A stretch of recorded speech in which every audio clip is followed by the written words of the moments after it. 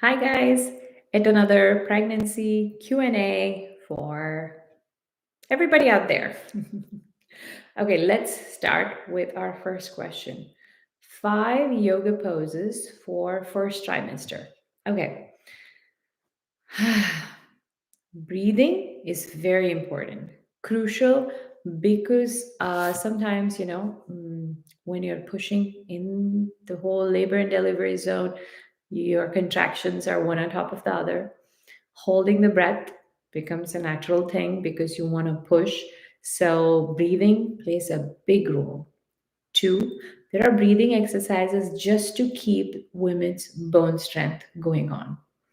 Three, there are breathing for reducing anxiousness and holding that calmness. That's also important.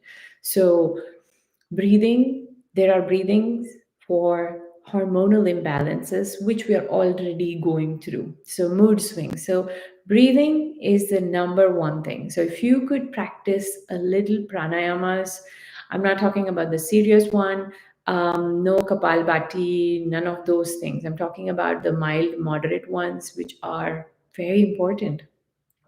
I feel breathing is much more important than the yoga poses. Breathing in a yoga pose is also very important. So, coming on all fours, extending hands and legs, those will be good if in case you don't have any placenta issue, preeclampsia issues. Otherwise, you can't be on your belly. But this is great for any back pain issues, any kind of shoulder issues, because sometimes for women, breast gets heavier. And when that happens, you have to understand how important it is to push with the hands so you get shoulder strength. Usually, breast gets bigger after the pregnancy is done, and after you go to delivery and labor and milk kicks in. So it also supports you in that scenario. Again, also alignment issue. Those all fours really help you align your hips. Our bones get really soft and gentle by fourth month, fifth month, you'll notice it. So, in that regard, we don't want any alignment issues. If you're a person who's working on a desk job or standing, usually our weight shifts here and there. And if baby is moving more, then also our weight shifts. So, it is good to work on hip strengthening. And yeah, second pose would be standing balances. Balances go down as well as a memory. There is some kind of fogginess. I always say each pregnancy, you eliminate half of your brain cells. So I've gone through 6 pregnancies, so probably I'm brainless. So standing balances do help get back your, get out of the fogginess a little more and maintain that balance. But over a period of time, like when you're in your third trimester, standing balances should be done with the wall or with a chair. It will be hard for you to maintain that balance. And third one would be more of the hip opener and movement of the spine, because when the baby's there, or it's your first baby, then the body is accommodating for the growth of the baby, so there will be a lot of discomfort. If it is the second one, third one, your body already knows what it needs to do. So the spine kind of, it is better to maintain that spine strength. It usually goes down. The more you maintain the strength of the spine during pregnancy, it's easier for you to breastfeed. Like for me, I have to constantly keep correcting my posture because I go this way. Again, breastfeeding changes alignment. I'm sure my one shoulder is already forward like this, and those things do happen. So it's very crucial for you to do those poses. And a little more flowing poses in the first trimester would be nice. Um, Usually, we don't do any twist after 19th week, so eliminate any of those twists. I've seen a lot of ladies in United States, especially during the LA region, has this whole fascination of I can go into headstand during my pregnancy. Big no no. Inversions are really, really not okay in pregnancy because you are turning the uterus flow upside down. Nothing major will happen, but you will have baby's cord tied on the neck or some other issue with the baby's breathing, because every time you go into headstand, it is choking the baby in a different way. Again, there are no studies and research. If you disagree on this, more than welcome. But again, disclaimer, this is what Ayurveda and yoga says, no inversions, because cord can get around the neck. I think there was a lady in some show who was doing it, and later she did have that issue during her labor and delivery. This show was on Netflix, I remember. So don't feel like you're a badass. You can do every pose on planet Earth and still have good pregnancy and look really great. We emphasize so much on looks during pregnancy, so avoid that instead of focusing on strengthening. You need strength. So those are the first trimester poses. I think we will go with more questions, I'm sure. I'm experiencing shortness of breath. There you go. See, that shortness of breath will not happen if, in case, you learned a little more breathing exercises during pregnancy. Why shortness of breath? The baby is pushing upwards, the lungs get smaller. So, yes, you will experience shortness of breath while climbing stairs or doing anything else.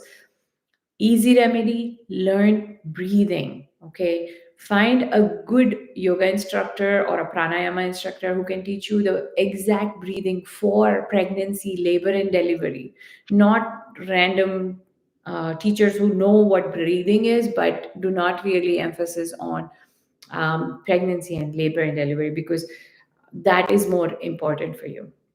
How do I motivate myself to go to workout? So you have to. Motherhood is going to test you. First of all, body. Right after your labor and delivery, of course, if you deliver in the hospital, they'll drug you. So for me, I don't like those things. So I start with my herbal concoctions. But I will tell you, this past pregnancy, I experienced a lot of different issues with hips adjusting, hip pain. Of course, probably my calcium was low and all those things. Not saying that exaggeratedly, but you will have to notice that later, and feeling helpless later. So instead, start from the day you can. And yes, you have to motivate yourself. There is no way somebody else is going to come and say, let's go. Um, you have to decide on what workout is good for you. If you're doing treadmill, how long, and what other, weight training or any other things that you want to do. You will not be able to do the fast paced one, but just taking your body to gym. Keep an alarm. Tell anybody you are accountable to go. So, if you're meeting somebody there, that will also help. That'll be easier for you to do. If I cannot get to gym, what's my best option? Yay, that's what I give. Online yoga sessions. I know a lot of pregnant women call me, want to do prenatal yoga because it's not offered around my area, but they don't want to do online because they feel it's super scary. I understand completely. But it is important for you to do some kind of those movements with respect to yoga poses. Our ancestors were not dumb. They have really given amazing yoga poses for a pregnant woman. If done with breathing and yoga, you will have good, easy labor and delivery. Me, I have been doing online sessions of yoga, not during just COVID, but even before that. I started on Skype because my clients were from all over the country, all over the world. I had to offer it online. And I'm so, so sharp and keen on looking at what the person is doing. I think you're much more judgy when you watch it on the television, kind of a thing, right? So I know how to correct them instantly. So you're in good hands if you want to do yoga online. Again, yoga online will really help you with a person who's really carrying you with that whole session of what is really important for that day. So you can feel relief. Now, um, again, a lot of people do YouTube yoga. I mean, I don't mind, but if you don't know how the pose is supposed to feel on your body, it is better for you to find an instructor who's sitting in front of you and letting you know how to do it. For me personally, I don't like to go to a studio to do yoga as a prenatal yoga because I will be exposing myself to other pregnant ladies and their fear, and my baby doesn't need any of those things. That is something that is very crucial because I have seen my babies not cry, behave well. There is no issues with respect to any kind of fear or tantrum. The only reason is I like to keep myself to me when I'm in during my pregnancy. So it is important for the later aspects of the child rather than, oh, I just want to go talk to other pregnant ladies and communicate with them. It is good in some ways, but in some ways, if you know the information is wrong, they have pessimistic ideas, not good.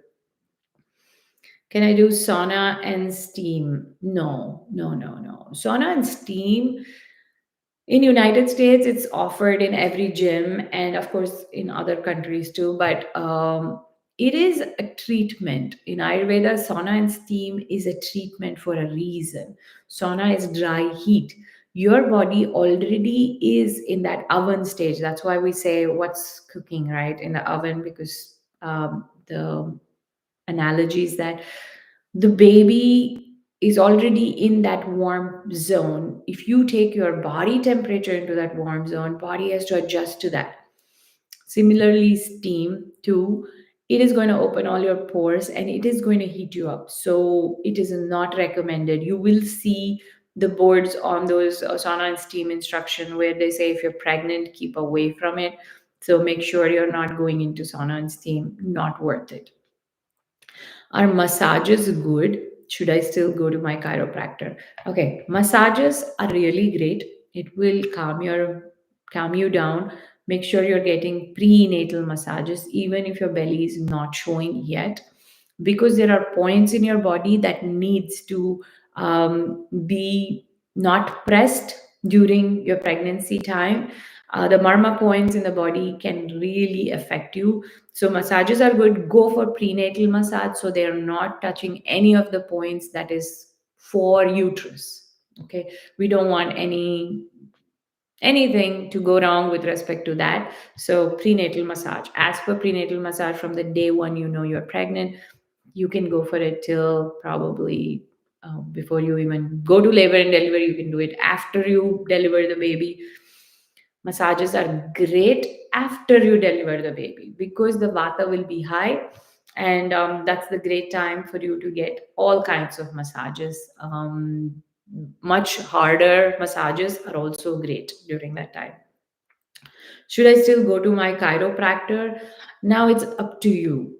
So for me, chiropractor, they adjust bones and the muscles around it needs to really accommodate. So if you're in pain with respect to bone scenario, please do. It is all up to you. But if you have muscle issues, muscle tenderness, the adjustment on the bone is going to give you relief only for a day or two. The muscular pain will come back later. So personally, I would avoid. I don't recommend that. But if you're used to going to somebody, you feel if that person is there to help you with aches and pains and they've helped you before, it's up to you. How much water is too much water? Nothing is too much water. Pregnancy body needs so much of water. Please keep drinking water as much as possible.